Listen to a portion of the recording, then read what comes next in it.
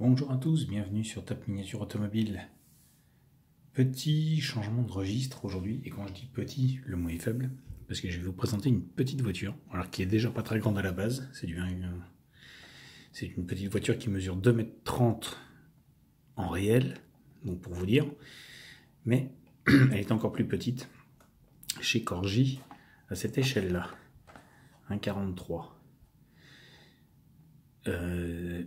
Alors, vous allez me dire, qu'est-ce que c'est que cette voiture? C'est une Minissima. La Minissima, c'est une petite voiture qui a été conçue en 1972, présentée au Salon de Londres en 1973, et elle devait initialement remplacer la Mini. Et elle a été présentée donc par la British Leyland Motors Company dans ce but-là. C'est une voiture qui est assez bizarre, pour la simple et bonne raison que, comme vous pouvez le voir, il n'y a qu'une porte et elle est à l'arrière. Bah voilà, c'est le but d'un concept car en fait. Ils ont sorti cette petite voiture. Alors elle a été, comment dire, sortie à très peu d'exemplaires hein, de mémoire. Je crois qu'il y en a eu. De mémoire, attendez, je retrouve. Ah, il y a eu un. Alors, je suis en train de lire en même temps sur un peu Wikipédia pour vous renseigner là-dessus. Elle a été produite de 81 à 87, vendue sous le nom d'Elswick Envoy.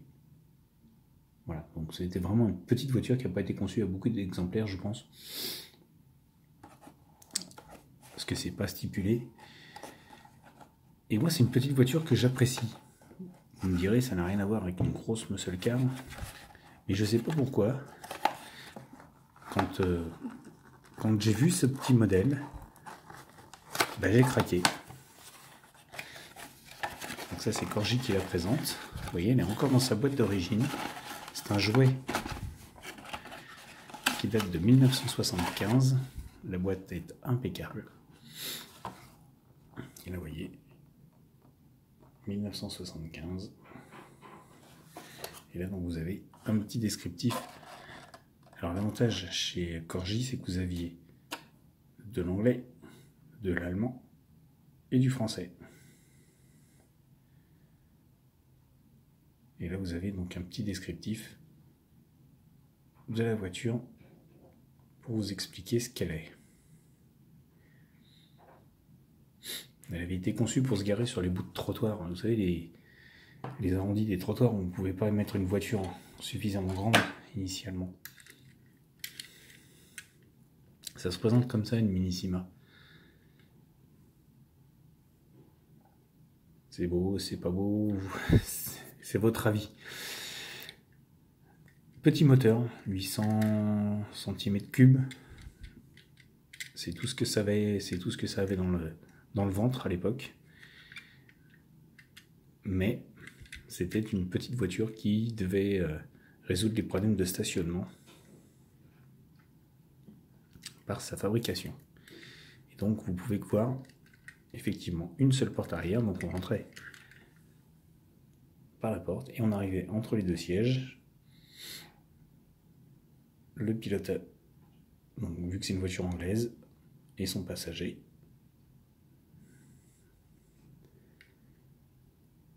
Alors c'est mignon, c'est beau, c'est pas beau, c'est original, c'est, comment dire, spécial, c'est du Corgi.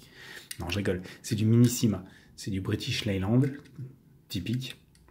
Et Corgi a reproduit cette petite voiture. Et vous voyez, elle est en très bon état, puisqu'elle est encore dans sa boîte d'origine, 1975. Et 1975, pour vous donner une idée, j'avais 2 ans.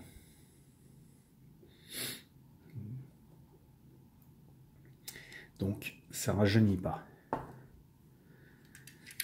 Moi, j'adore cette petite voiture, elle est super mignonne.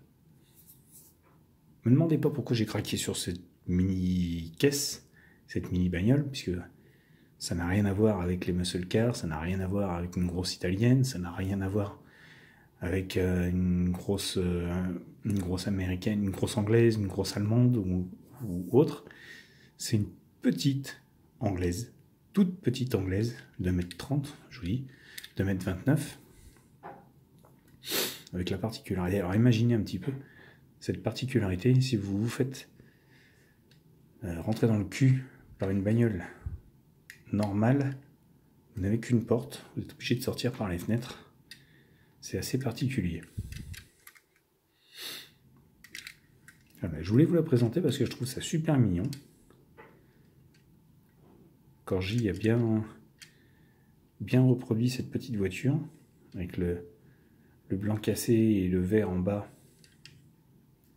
C'est très mignon et ça me fait penser un petit peu à une voiture sans permis, mais ce n'en est pas une. Alors je pense pas que ce soit du vrai 43e.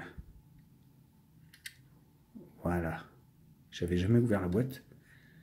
C'est même pas du 1,43e, je sais pas si on voit bien. C'est du 1,30. 1,36e. Même pas une taille courante, parce que si on l'avait faite au 1,43, je pense que dans ma main, on la verrait plus.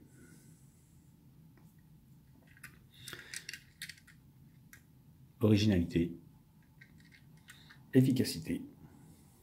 Et en fait, ils avaient déjà révolutionné la Smart à l'époque, parce que 2,30 m, franchement, fallait oser.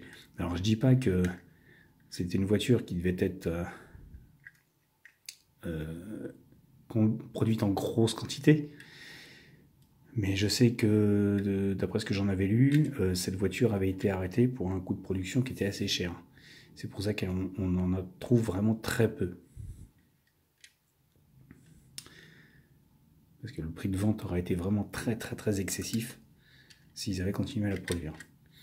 Mais au moins il y avait un avantage, c'est quand il faisait beau, on pouvait profiter des baies vitrées, puisque le pare-brise est très grand, les fenêtres latérales également. Il y avait une très belle lumière qui rentrait là-dedans.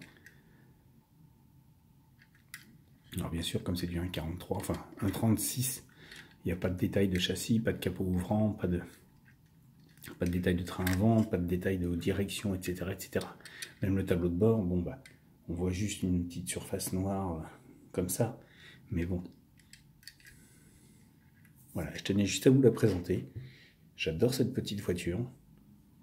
Dites-moi ce que vous en pensez. Laissez-moi des commentaires si vous connaissiez, si vous ne connaissez pas. Et puis,